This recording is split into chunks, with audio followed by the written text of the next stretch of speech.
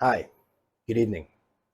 Welcome to Sevenaria University. My name is Israel Joseph. I am the founder, director, and dean of Sevenaria University, and also its first professor. I'm glad to have you with us this evening. It is our second video, actually, after a long hiatus. I've been working on a lot since I've seen you last. I've developed some business cards. Well, no, just advertising business cards for the university. As you can see, they're really nice cards that contain my name, contain the university's website, and also the YouTube. And the YouTube is really important because that's where these videos are going. So if you guys could really go over there, and here's the back of the card, and really support the YouTube channel, that would be great. And when I say support, I'm not making money off the channel. I just mean by your subscription. I'd like to see a lot of people looking at these videos. So the YouTube is there. You can see it there. I'll leave it up for a minute. Okay, pretty simple stuff. So that's what I've done, among other things. I've collected a few other books for the university. I've gotten a few supplies. I actually worked on an invention. I was having trouble because in the presentation I have to draw a circle, and I prefer as perfect as I can get. So the circle is a hard thing to draw, especially if you have to include a pie chart within the circle, which is the ultimate goal in explaining the zodiac and many other things. And what I invented, it started as a prototype, wondering how I would create a point of reference in the middle that I could use to create a circle. I couldn't drill a hole in the whiteboard, of course, to put a nail in it for a string. So I had an issue, and I built this prototype where I included a pencil with an eraser that would contact this so it wouldn't slip. And then the hole in the other end of the cardboard piece allowed me to put a marker in it, and I was successful in drawing a hole. That worked through practice for a while. But then it occurred to me one night, going through a lot of different thoughts about how this thing should really be made, and seeing it in my head being recreated, I came up with this concept. So the prototype was a cardboard with a pencil in it to hold and the hole. But this one is pretty unique. So if you look, the pencil was replaced by a suction cup, which naturally sticks to this surface, right? So now I have my nail, so to speak. And what I did was I got a piece of wood and I cut it to the size that would really do a nice circle that would allow me to write things around the circle. It was really important to me, but I need to write information. And so you can see it's just a regular old paint stirring ruler or some regular throwaway ruler. And I cut it down to size, I filed it down. And then there was another need for a understanding of where the equinoxes were going to be, and I need to figure that one out. So I put a level on the original prototype, a level, and that at least allowed me to get the equinoxes, but the solstices evaded me until this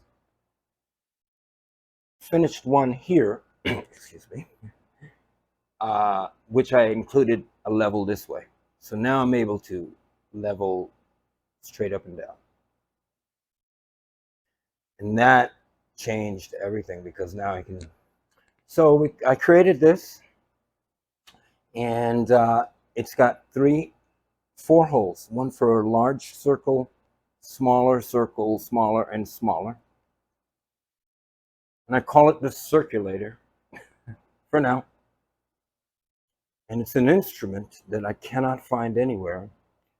And it is by SunDisk, which is what I'm saying. And this is mine. So if you ever see it anywhere, you'll know that someone has stolen my invention. So this is, and you'll see it used today. So I'll be using this invention, and this is what we've done. So I thank you guys for indulging me in that. So Sevenaria University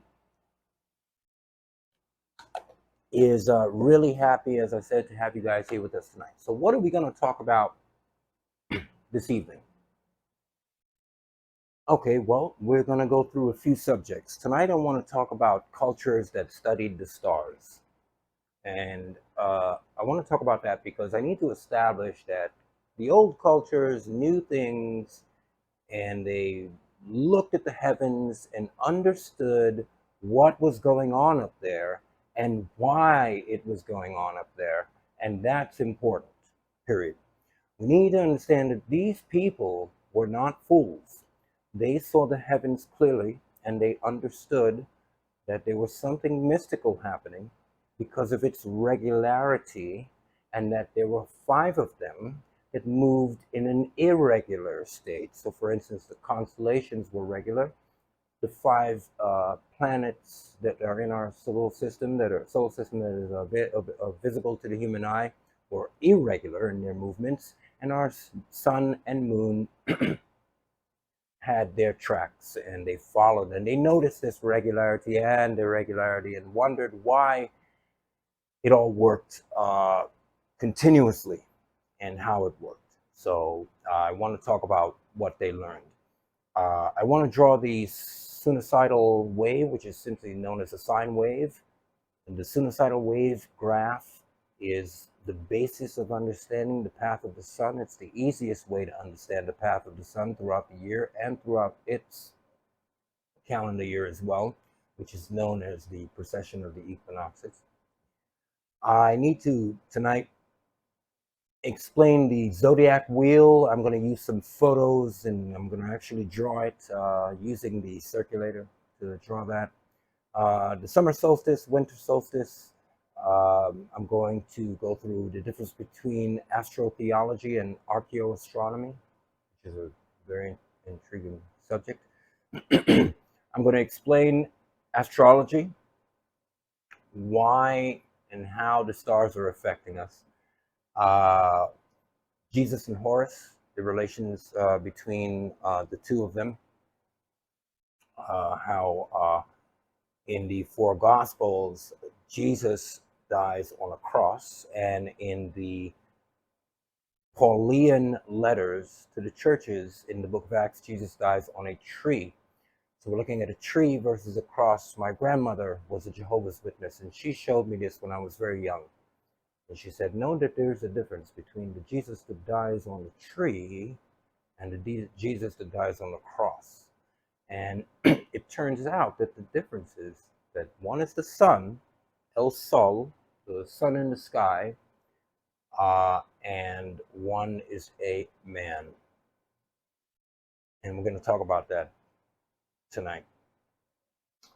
I also want to talk about the precession of the equinoxes, the great Plutonic year, and the effect on the ages, such as the Plutonic year is 2100 years, each age, and each age of the 2100 year cycle of the sun affects the earth and affects its people, affects its leaders, and I want to talk about that.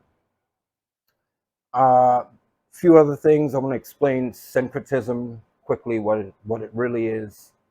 Some people may be unfamiliar with that word, but I'll explain that word tonight, and how we intend here at Sevenaria University to reorganize the calendar.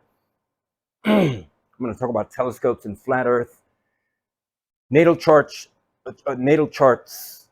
syncretizing the tropical sidereal and IAU calendars, and new zodiacal names are all coming up tonight.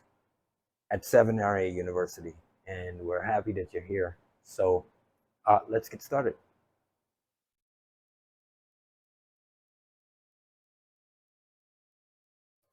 Okay, now we're going to talk about cultures that studied the stars.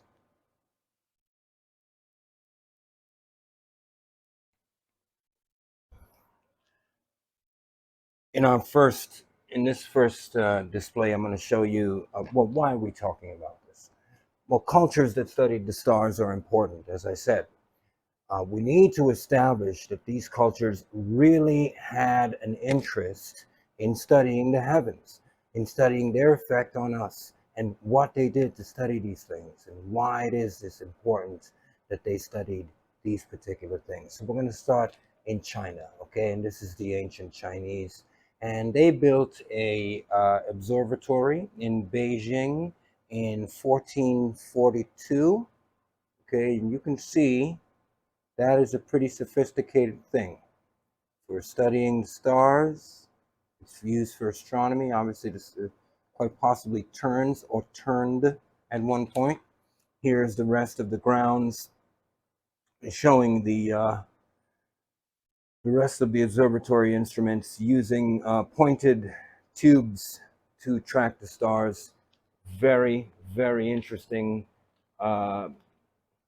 Here's Egypt, ancient Egypt, Napta Plata. So these circles here help them to track stars, the movement of stars. This stone would not move, so it helped them to track the movement of the stars, you see? Here's an Aboriginal drawing of constellations, okay? That's from the Aboriginal sightings, so to speak. Here's the Chinese again, okay? And their efforts to study stars. These are constellations. I'm sorry. Forgive me. These are constellations. Okay. So, of course, the most famous Egyptians with the pyramids now of Giza aligning to the belt of Orion, which is discovered not too long ago by Bouval, I believe his name is. Forgive me if I'm wrong. And it's a very intricate discovery, but because, of course, it lines up with 10,500 BC, which is the age of Leo. And I'll tell you why that's important soon. And here's Orion, of course. Sirius is here. So Sirius and Orion are important, passing through the sky every night. Every night, unchanging. The ancients noticed that regularity. Here we have the Mayan Sun Symbol. Okay, so they were studying quite intricately the path of the sun throughout its year, Plutonic year, a 26,000 year cycle. And here we can see on the other side of South America, the Aztecs were doing the same thing with almost the same calendar. So connection there. And here we have more Chinese maps, ancient maps from China showing their land, but showing Africa. Yes, that's correct. And they also showed America and South America as well too. So they were certainly sailing by the stars. There's another. Chinese were very prolific in their sailing and their star map charting. Here is the Indians at Janta Mantar. You can see it's a beautiful system of walking upstairs, aligning yourself with these. Instead of tubes now, they are buildings. So it's wonderful. They were studying the stars. There's no doubt. I'm trying to establish that these cultures, again, studied stars. Okay, so we have northern cultures as well that studied the stars. Okay, and so there may have been evidence that these people used telescopes, and that is uh, found by looking at the depictions of some of these ancient peoples who could have been looking through tubes, but you find that they are looking at star systems in the sky. So here we have a stone that was created a long time ago, and it is called one of the Ica stones, and it literally shows a man. Now, some people devalue these efforts, but I don't devalue them at all. It literally shows a man using a telescope. This is a piece of granite, by the way, and these were dug up in Ica, Peru. That's IKA. He's literally holding a telescope, and he and his friend are holding another. He's holding another, standing by the tree, presumably the tree of life or the tree of knowledge of good and evil, and they're literally studying a comet. And you can see the comet passing here, and I'll show you the relief at the top of the stone. Is very interesting. Here is the comet literally swinging through, and the rest of the star systems, while they are at the bottom here studying, looking up. You can see the telescope here, and they're looking up. Okay, that's his face. And you can see that he's pointing out here. Okay, look at that. What's going on there? What's going on? It's very interesting. Now we come to who I think are the most interesting people on the planet. Well, you know, relatively speaking, forgive me, people. But the Dogon of Mali. Okay, and I want to talk about these people. And here they are. They are an interesting group of people. Here they are with their stilts. You know, in my island where I grew up in Trinidad, they wore stilts, and they were called the Moko Jumbi, which means the immense, large giant. And it all has its roots in the fact that the Nomos the Dogon met a group of space travelers who came out of the ocean and greeted them, and these people were called the Nomo. And here they are imitating this journey from the stars to the bottom of the ocean in this outfit. And these breasts represent Nut, the sky goddess. These are all stars, you see. And so Nomo comes through the star system, through the sun. This is all the rays of the sun, of Earth. See, the Nomo come from the stars and they descend through the star systems. So that's what this means. And they come here to the water, into the land. In the end, they leave the ocean and they come into the land. And they are the first half man, half fish, where you see a man with usually a hat on, and he will stand there with his hand out and his other hand at his side, but he will have a fish's tail. And you've seen this before. This is an ancient symbol. It comes from the Nomo, but it really comes from a secret group of people who survived as the Nomo from Egypt. They were a secret priestly sect that dealt with creatures that came out of the Nile, and they carried that into Mali after the invasion of Alexander in 333 BC, and they maintained this knowledge. So the knowledge is interesting. Here we have the creator god of the Dogon, and it's the Nomo Kanaga. And if you see the suffix Naga, this is Ethiopian, meaning emperor. This is also Israelite. When Solomon and the Queen of Sheba, you see the Naga or the Negos. Well, they still have the the Naga, but this is the Ka Naga. And the Ka we know is Egyptian since they claim back to Egypt. The Ka we know is the spirit, right? The Ka, the right, or the spirit in the Ba as well. So we have the Nomo Kanaga, but so this is the Nomo Kanaga, and so it is supposed to represent the being that first created everything in this world. And see, it is a star system itself, but it is a creature. Because if you turn it upside, they wear it on their heads during ceremonies, and if you actually turn this upside down, you see that it is clearly a man. So it turns from the universe, the lower earth, to the path between the earth and the moon, and then the lower star systems to the higher star systems. And if you turn it over, it's a man with one eye, the all-seeing eye, and the brain that is opened. And of course, his genitals are the harbingers of life. And he is stable.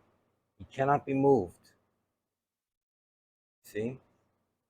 He is holding everything up, and he is stable. Even his genitals are lower than his feet because he is injecting everything with genitalia power. So this is a very interesting concept of their creation. Now, these creatures, they said, came from the planet Sirius, or the star Sirius, excuse me, the star Sirius. So when Europeans first encountered them, they told of two other planets surrounding Sirius that was in a orbit around. They told that Sirius was actually a sun, and that there were two planets orbiting the sun. And they called these planets, they had different names for them, okay? And so this one was eventually named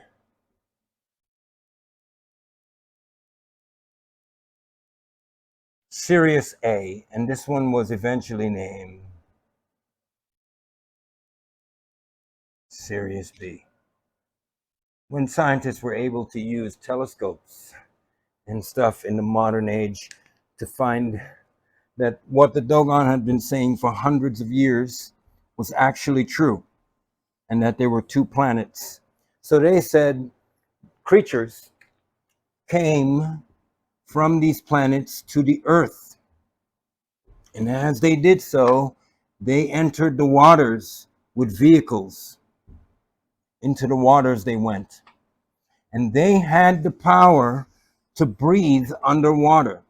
They were creatures that had technology that allowed them to breathe underwater. But what was most remarkable is that they showed these creatures as fish, meaning it was a symbol. And we still use this symbol today. It's infinity. It's also the fish. Okay. For when the Lord comes back, there will be infinity. We break it down in this manner. So the fish is still important to us because these were the original contactees in Egypt. See, they met the gods, and in Egypt is the first original concept of everything, the cross, the sun, everything, okay? So these guys left Egypt with that knowledge. It's really important that they had it to a lot of people. So they said these creatures came out of the water and contacted them. Now I'll describe their ceremony. It begins by the whirling of a stone that attached to a string, really a rope, and it has holes in it so that when it's whirled quickly, it makes a roaring sound. This is called This is the calling of the ceremony. But this bullhorn represents the sound that these creatures made as they came to the land, okay, in vehicles. So as their vehicles came to the land, they made a sound.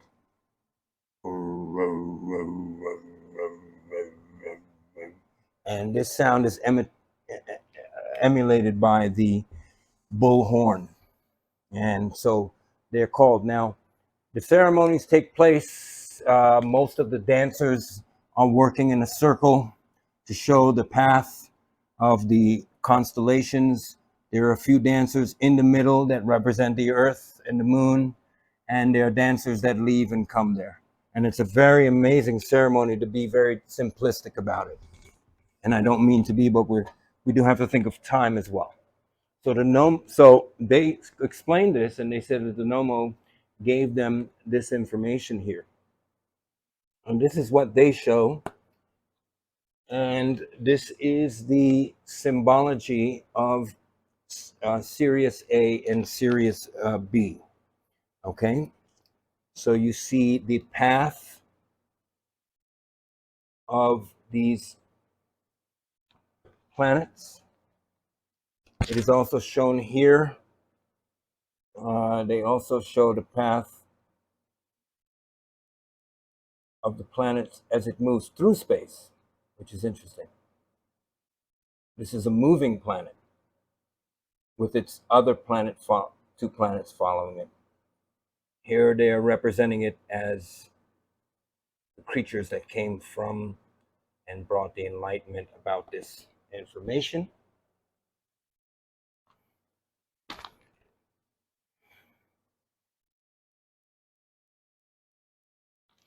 How else would they have known this unless they studied the stars and unless there were powers and contact? Here we have Stonehenge, Europe, sun illuminating in between. An Native American, star chart that is actually the Skitty, a band of Pawnee. It's on a buckskin. And you can see they're studying the stars. Look, these are stars here. There's no doubt. They're studying, trying to make sense of the constellations, which they did. They made a lot of sense for themselves that they could travel. So we've established now that culture studied the stars, and that's really important to do. Because we've shown that these cultures, ancient cultures, weren't ignorant, and that the idea that the zodiac is a force acting upon us is not unfounded in the minds of people who were running around and somehow lost in the bush, pretending that they had powers from a planet of that type of mental process. It's not that type of thing. I think I've established that these cultures studied the stars really well. So next, I'm going to explain the Suicidal wave graph, and I'm going to draw the Zodiac Wheel, and we're going to proceed into what that is and what it means and how it, the reason for it and why it's important.